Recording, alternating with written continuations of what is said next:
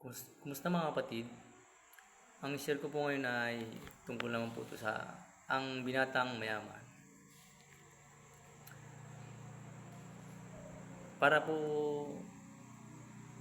masunod po natin ang kagustuhan ng Panginoon.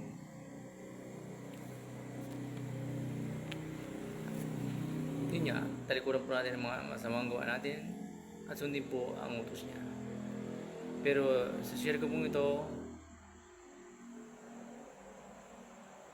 talagang nakakapanlumo na kumbaga lahat ng bagay na pinundar muli sa lupa, lahat ng sabihin natin kayamanan ay walang halaga kapag sinunod po natin ang kalooban po ng Panginoon. Kaya sa share ko pong ito, tagang lubos ko pong pinapawasay po sa inyo mga kapatid. Ang tagang mahirap po tayo sumunod sa Panginoon, lalo na pag nasa atin na kumbaga may kayamanan po tayo. Kumbaga hindi po tayo naghirap din sa mundo. Pero mga kapatid, pag sinunod po tayo natin ang Panginoon, talagang ibang kayamanan po ang matatamasa natin. Kaya ito po, ang binatang mayaman po ang i-share ko sa inyo mga kapatid. Kasi siya po ay, kumbaga nagawa niya nga yung mga utos na huwag kang papatay, huwag kang mangungulunya, huwag kang magnanakaw, huwag kang magsisinungaling sa iyong kapwa, igalang mo ang iyong ama't ina at ibigin mo ang iyong kapwa, gaya ng pag-ibig mo sa iyong sarili. Sinabi ng banata, tinupad ko na pong lahat yan. Ano po ba ang dapat kong gawin? Kung ibig mong maging ganap, humayo ka. Ipagbili mo ang iyong ari-arian at ipamahagi sa mga dukha ang pinagbilhan. Kapag ginawa mo iyan, magkakaroon ka ng kayamanan sa langit. Pagkatapos bumalik ka at sumunod sa akin. Sagot ng Panginoon. Kaya nga po yung mga kapatid, mahirap po taga ang maging mayaman. Mahirap po sundin ng mga mayaman ang kautusan ng Panginoon. Kumbaga, marami siyang kayamanan. Nabibili niya po ang lahat ng luho.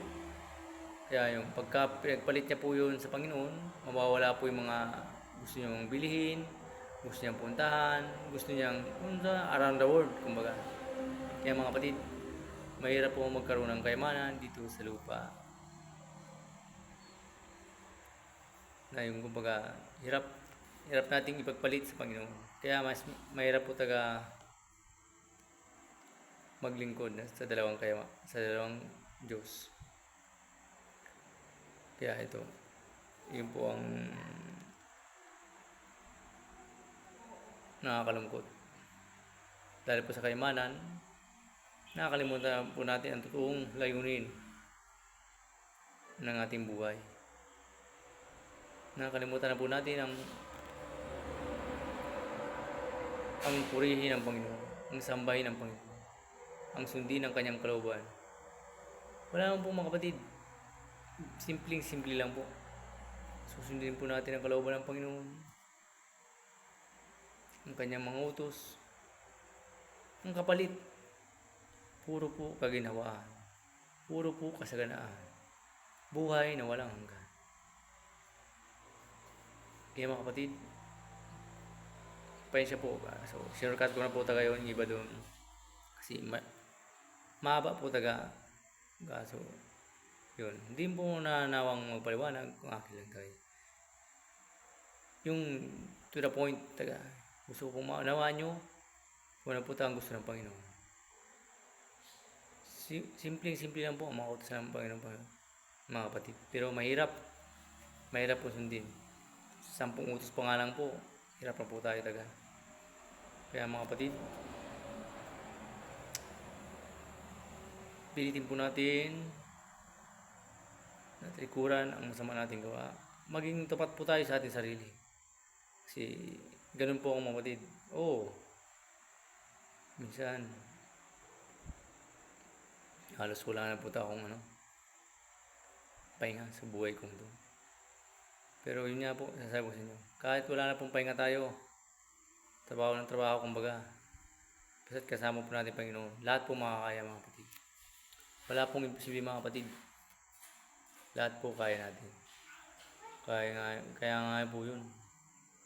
Pag sinunod po natin ang kalooban ng Panginoon, lahat magiging imposible. Yung hindi imposible, magiging posible po mga kapatid. Kaya manalig po kayo mga kapatid. 100% sasabi po sa inyo. Kahit ano po, kaya.